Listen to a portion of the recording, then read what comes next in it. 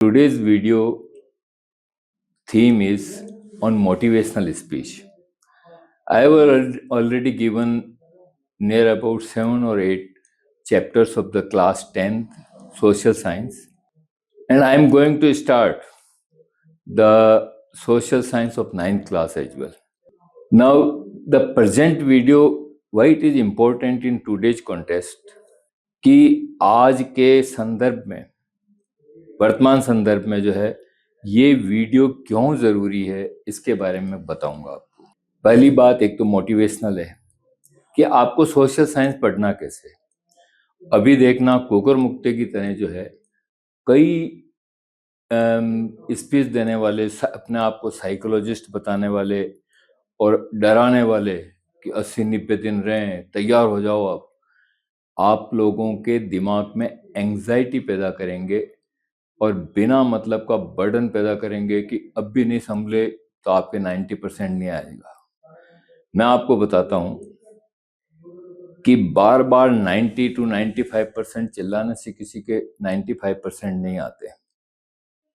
मेरा आज दिन तक जो पिछला रिकॉर्ड रहा है, एक रिमोट गांव के अंदर एक स्कूल को मैंने संभाला था।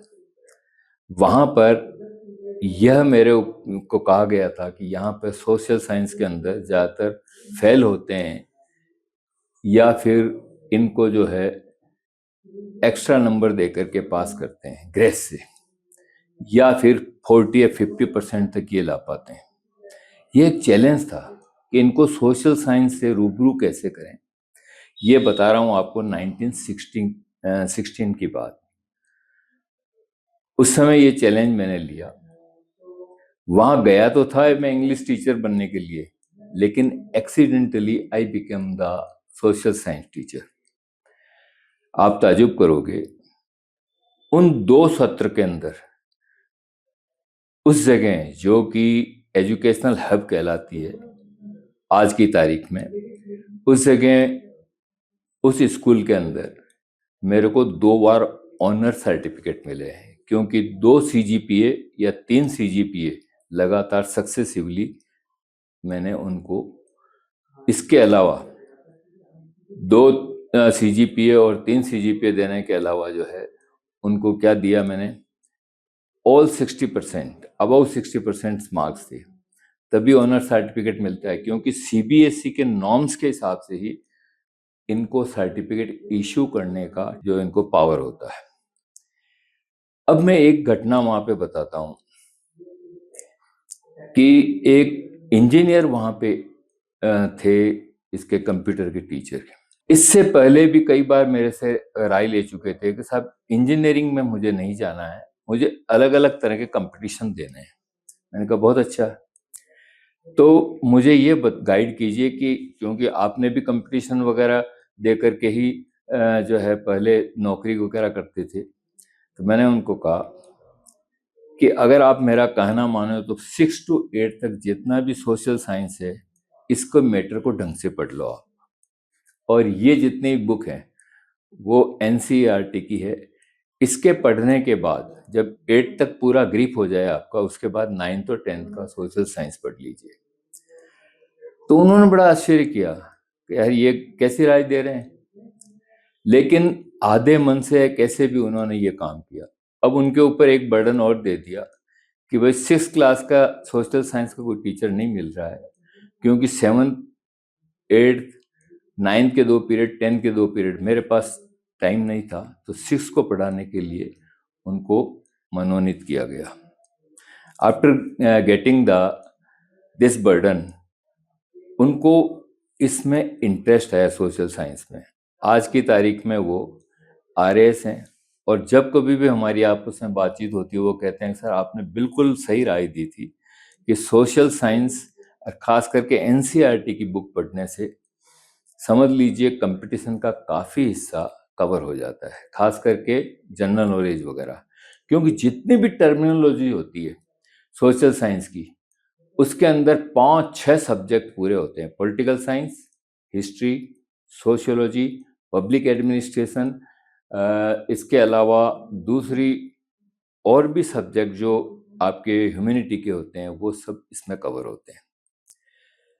When you are going through the content of all these NCERT book, तो आप समझ लीजिए you have entered into the gateway, जहाँ पर कोई भी एडमिनिस्ट्रेटिव जो आगे सर्विसेज होती है उनके लिए आप तैयारी का प्रारूप शुरू कर रहे हैं। एक अपने आप को तैयार करने की सबसे पहले की जो समय है उसका उपयोग कर रहे हैं, ये समझ लीजिए। तो मेरे कहने का मतलब ये है कि the specially the 9th and 10th class are having such terminology, और इसके अलावा इलोक्वेंट वर्ड के अलावा इनकी जितनी भी सेंटेंसेस वगैरह है वो इस तरह के हैं कि अगर आप मान लीजिए अपनी फ्लुएंसी बढ़ाना चाह रहे हैं, अब देखिए मल्टीपर्पज कैसे हो सकता है।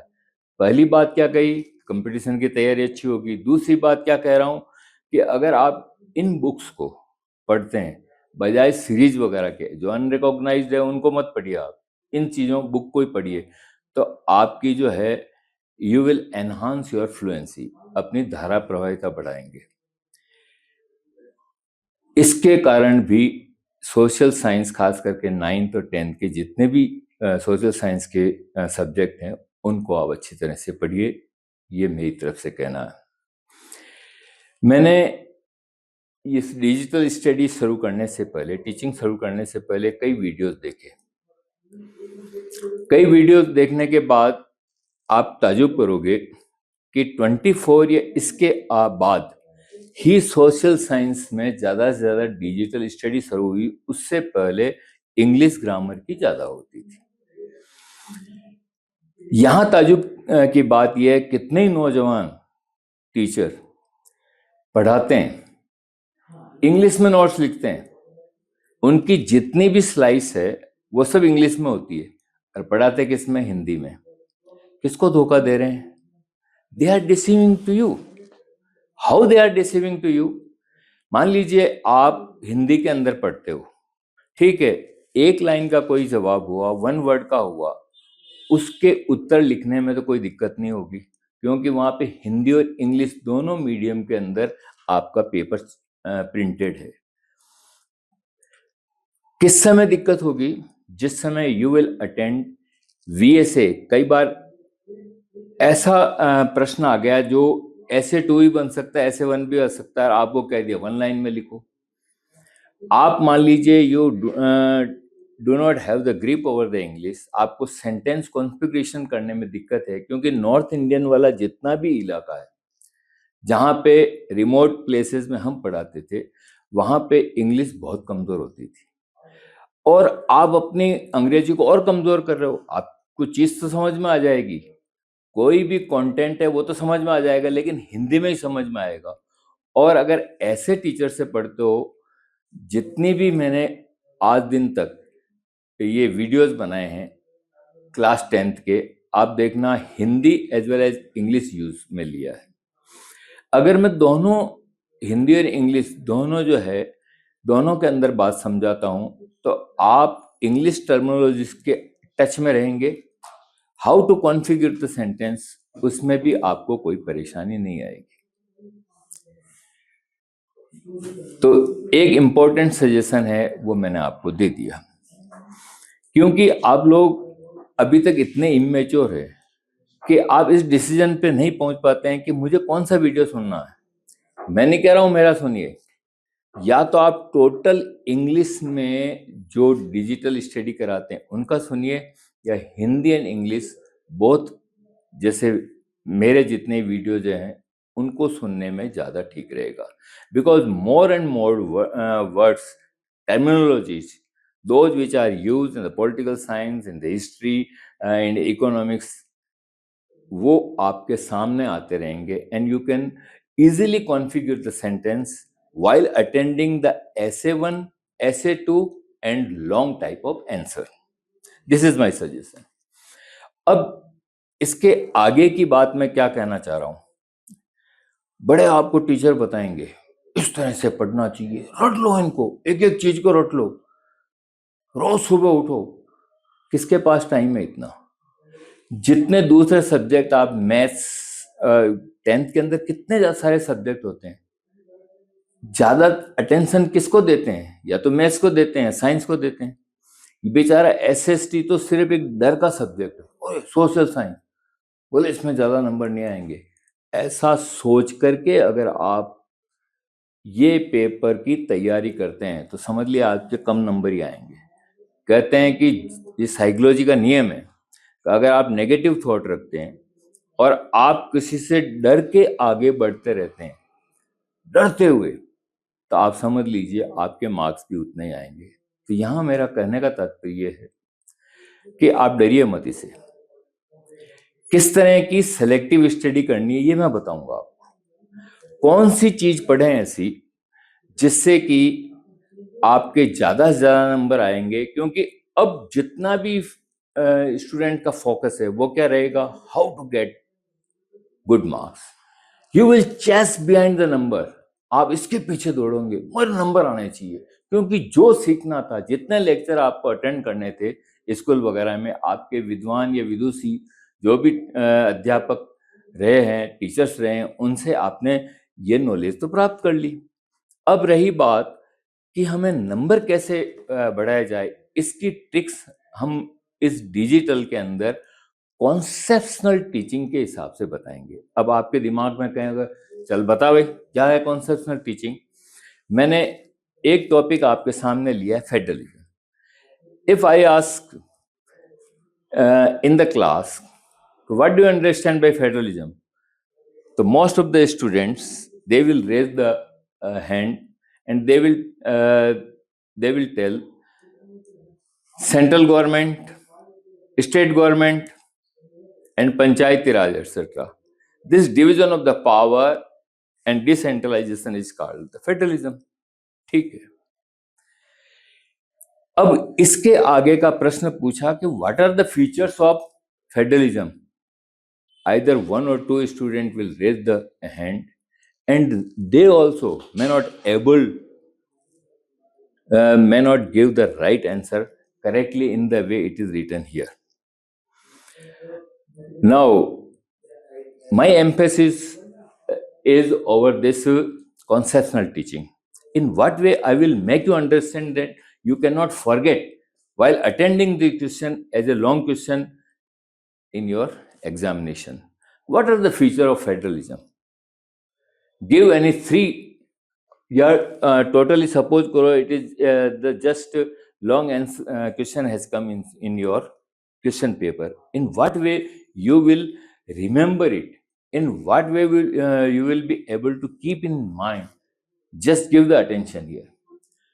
Now, before giving these points, I want to make you understand, and I want to narrate parallel story about it.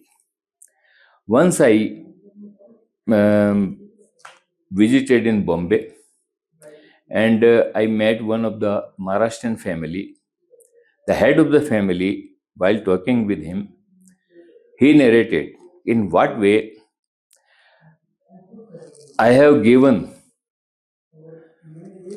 the dwelling places to those sons. उन लड़कों को मैंने जो है रहने का घर कैसे दिया जो जिसकी शादी हो चुकी है। मान लीजिए किसी उनके 3 लड़के हैं, उन्होंने ऐसा बताया। पहले लड़के की शादी हुई, इन्होंने जो है लगातार इधर उधर दूर 10 किलोमीटर, 20 किलोमीटर, 50 किलोमीटर दूर फ्लैट लिए हुए थे। फ्लैट किसके नाम है? Naturally head of the family के नाम होगा, लेकिन किसको दे रहे हैं? एक शादीशुदा लड़के को। एक शादीशुदा लड़के को जिस समय ये फ्लैट दिया तो उसको क्या कह रहे हैं भाई? Now that place is kept for you. क्या हो गया? स्टेट गवर्नमेंट, सेंट्रल गवर्नमेंट किसको देती है? स्टेट गवर्नमेंट को। क्या पावर देती है? जाओ वहां पे जाके रहो, वो स्टेट है तुम्हारी। किसको पावर दे दिया? उस लड़के को। अब दिमाग में प्रश्न उठता है कि मान लीजिए लड़के ने कहा साहब वहां के बिजली और पानी के बिल कौन जमा कराएंगे? बोले तुम कराओगे जिस घर पे रहते हो। बोले यहां तो ये बर्डन नहीं थी। चलो ठीक है, तुमको इसके साथ में हम ऐसी पावर भी देते हैं। मान लीजिए तुम्हारा फ्लैट बड़ा है,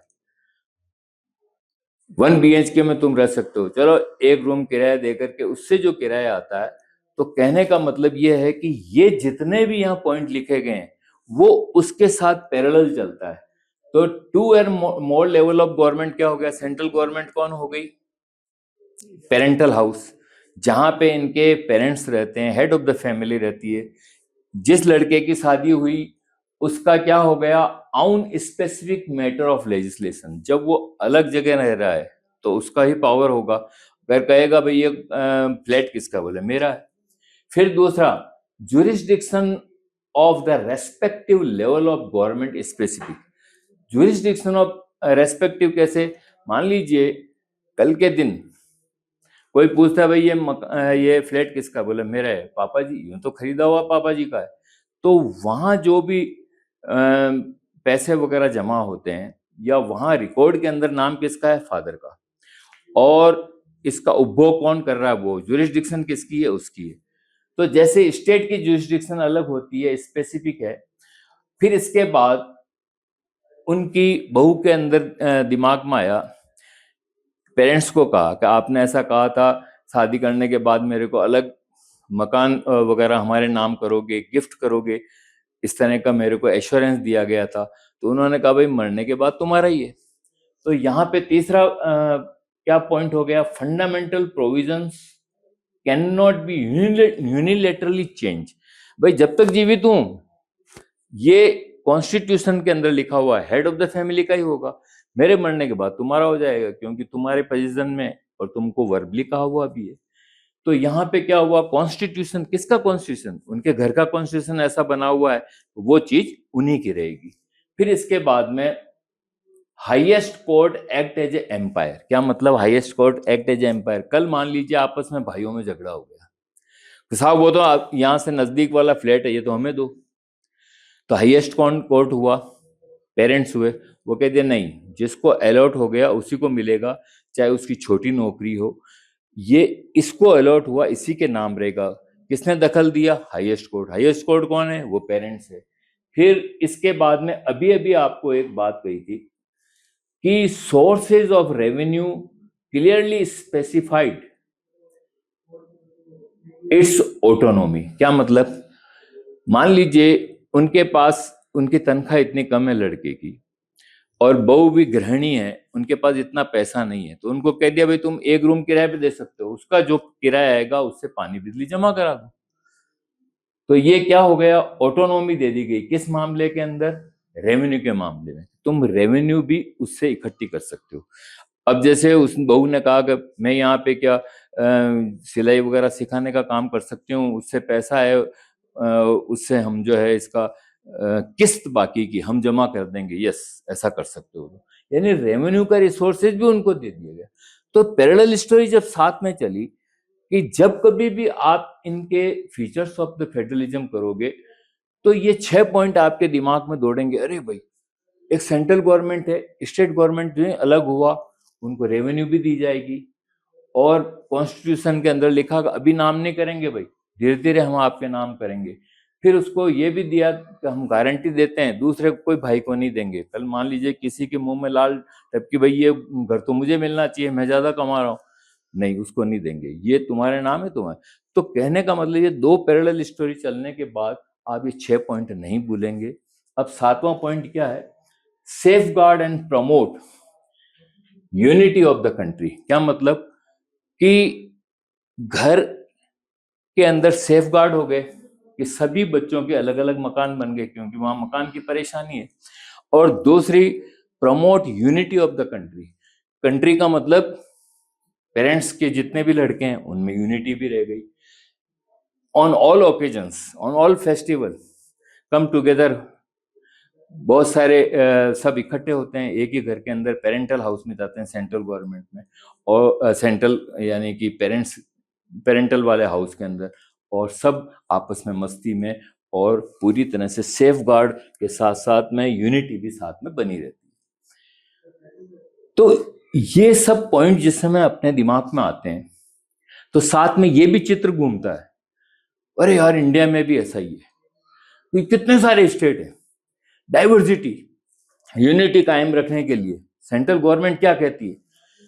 कि एजिटेशन हुआ था काई का, वहां पे इस बात का एजिटेशन हुआ था कि यहाँ पे लैंग्वेज जो है 1965 में जिस समय ये घोषणा हुई कि ना ये हिंदी हमारी ये ऑफिशियल लैंग्वेज होगी, तो उन्होंने अपने साउथ वाले जितने भी स्टेट थे उन्होंने कहा नहीं हो सकती ऐसा, हम हिंदी के बारे में नो हाउ नहीं जानते हैं, either we can use our regional language या तमिल वगैरह तेलुगु ये है, या फिर हम इंग्लिश काम में लेंगे। तो कौन झुकी? Central government.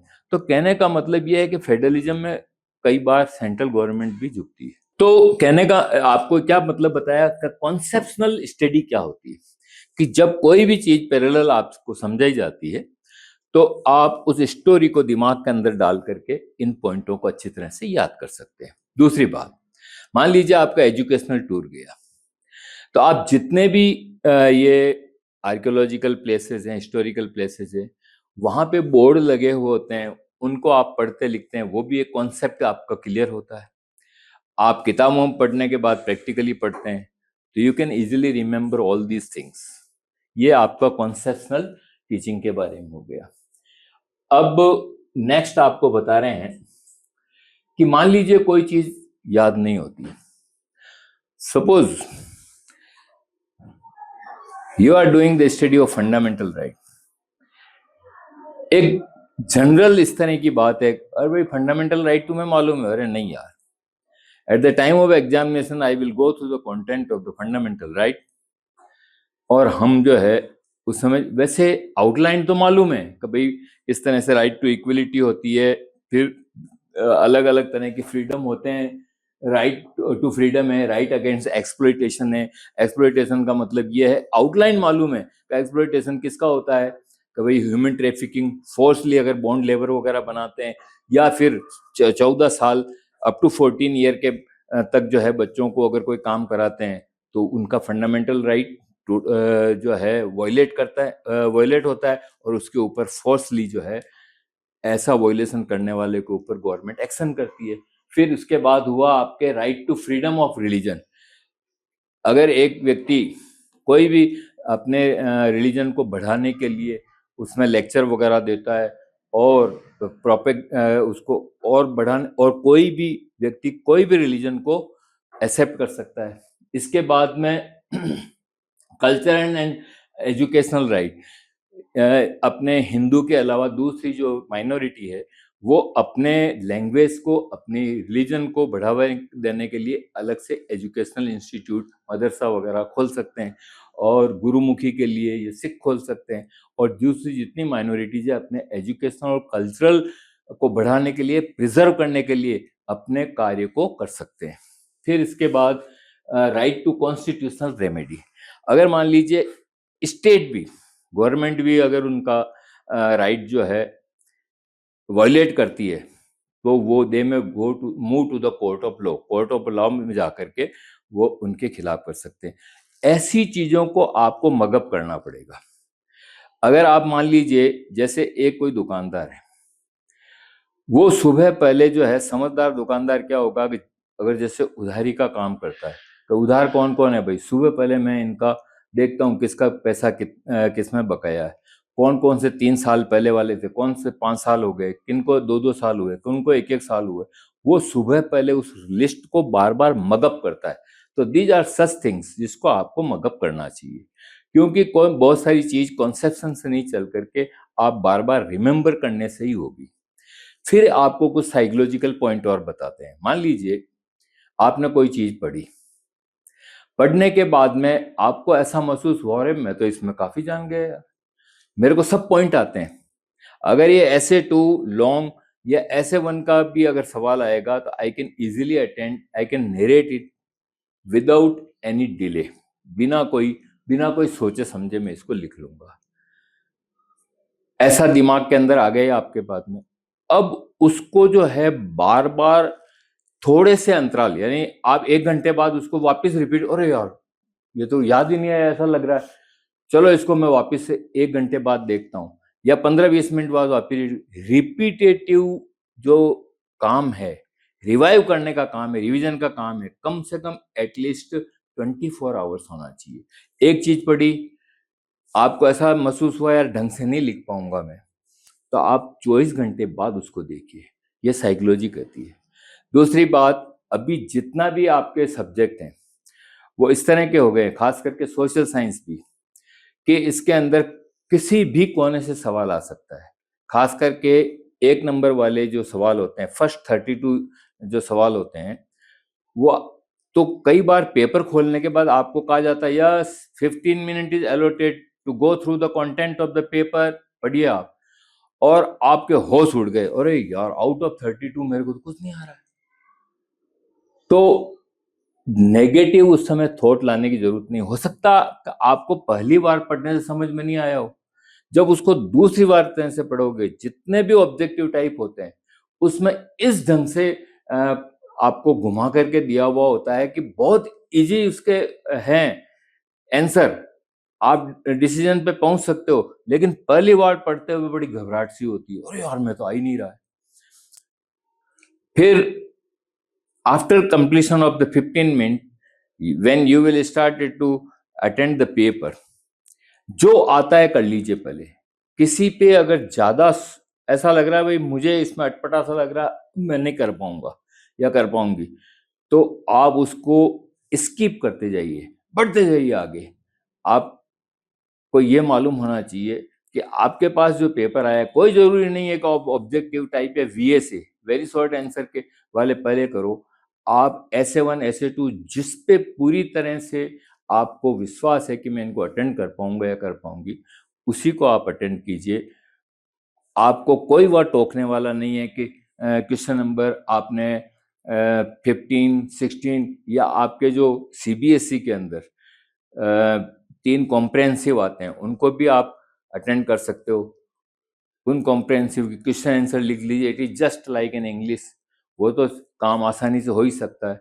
तो जो आता है उसको पहले कर लीजिए, irrespective of this thing what is the number allotted by the examiner, कौन सा नंबर अलॉट हुआ, वो घबराने करने की जरूरत नहीं है।